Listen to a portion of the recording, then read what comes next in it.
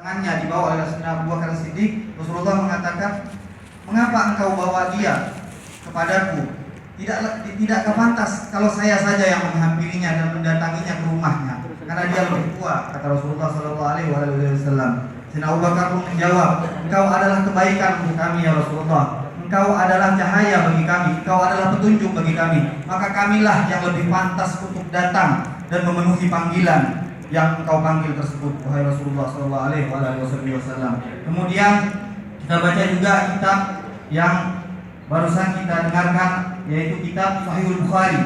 Kitab ini adalah kitab yang sangat terkenal di kalangan kita semua, dan kitab ini adalah kitab yang paling sahih setelah Al-Qur'anul Karim. Di dalam kitab Sahih Bukhari di sana tertera bahwasanya ada beberapa hadis-hadis yang menjelaskan bahwasanya Rasulullah SAW adalah sayyid, tuannya daripada semua manusia, adalah pemimpin daripada semua manusia, sekaligus pemimpin daripada para utusan-utusan Allah Subhanahu wa taala.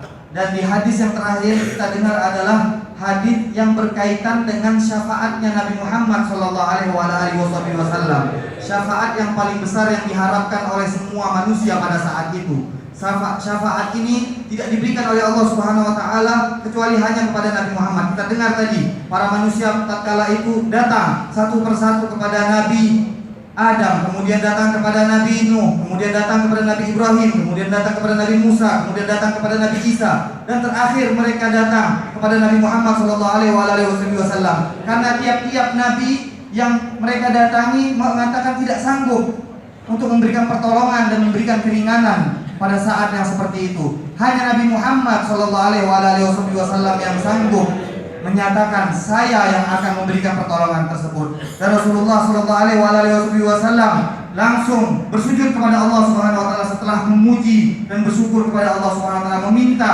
kepada Allah Subhanahu wa taala agar memberikan keringanan kepada semua manusia yang ada pada saat itu, bukan hanya umat Nabi Muhammad saja, tapi kepada semua umat manusia yang ada pada saat itu. Dan kemudian Rasulullah sallallahu alaihi wasallam setelah memberikan syafaat ini, syafaat yang tidak diberikan kecuali hanya kepada Nabi Muhammad sallallahu alaihi wasallam, kemudian Rasulullah membagikan wewenang kepada orang-orang yang lain agar memberikan syafaat juga. Dan syafaat tersebut diantaranya adalah untuk memasukkan orang-orang yang tadinya sudah diberi hak paten untuk masuk neraka, mereka dikeluarkan dari neraka. Dan sebagian yang lain, mereka yang sudah berada di dalam surga tapi hanya berada di dalam tingkatan yang bawah, dinaikkan mereka ke dalam tingkatan yang lebih tinggi. Dan ini adalah syafaat Nabi Muhammad sallallahu alaihi wasallam. Dan di antara syafaatnya Nabi Muhammad pada hari kiamat tersebut, Allah memberikan kepada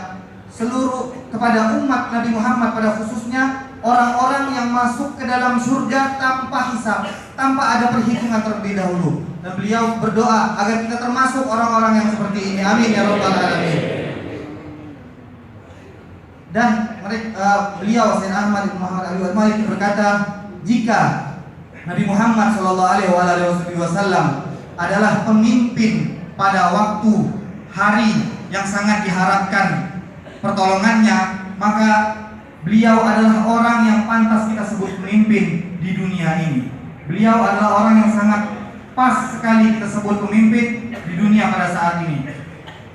Disebutkan bahwasannya Nabi Muhammad SAW adalah penyebab daripada kita yang berkumpul di sini hingga menjadi saudara, yang mengumpulkan kita di dalam tempat yang penuh dengan keberkahan ini, yang menjadikan kita orang yang beriman dan orang yang memeluk agama Islam, sehingga kita dapat bersatu, sehingga kita dapat berkumpul di tempat yang penuh dengan keberkahan ini. Itu adalah berkat Nabi Muhammad SAW. Karena kalau bukan keberkahan Nabi Muhammad, maka kita tidak mengenal apa itu yang namanya Islam, kita tidak mengenal apa itu yang namanya iman. Dan alhamdulillah Allah telah menjadikan kita orang yang Islam, dan Allah telah menjadikan kita termasuk orang-orang yang memenuhi panggilan Allah di dalam ibadah haji ini. Dan alhamdulillah juga Allah Subhanahu wa taala telah memberikan kepada kita keistimewaan di dalam keadaan kita, yaitu agama Islam ini adalah suatu keistimewaan. Kita tidak pernah memintanya kepada Allah Subhanahu wa taala, akan tapi Allah memberikannya hadiah secara cuma-cuma. Kemudian hal yang patut kita syukuri juga adalah Allah Subhanahu wa taala memberikan kita peluang untuk mengisi waktu yang sangat berharga ini. Waktu yang sangat dimuliakan oleh Allah Subhanahu wa taala, yaitu awal daripada 10 hari bulan Dzulhijjah, yang mana dikatakan tidak ada orang yang bisa menandingi daripada pahala orang yang beramal di awal daripada bulan Dzulhijjah, awal 10 hari daripada bulan Dzulhijjah, kecuali mereka yang keluar dengan niat jihad fisabilillah, kemudian tidak pulang, mereka membawa hartanya dan membawa jiwanya. Artinya mereka meninggal dunia di dalam keluar mereka dalam jihad tersebut. Dan alhamdulillah, sebagaimana Allah telah menjadikan haji kita haji yang penuh dengan keberkahan.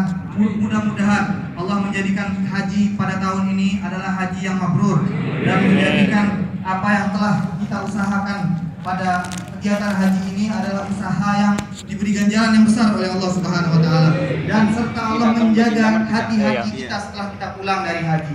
Karena ini yang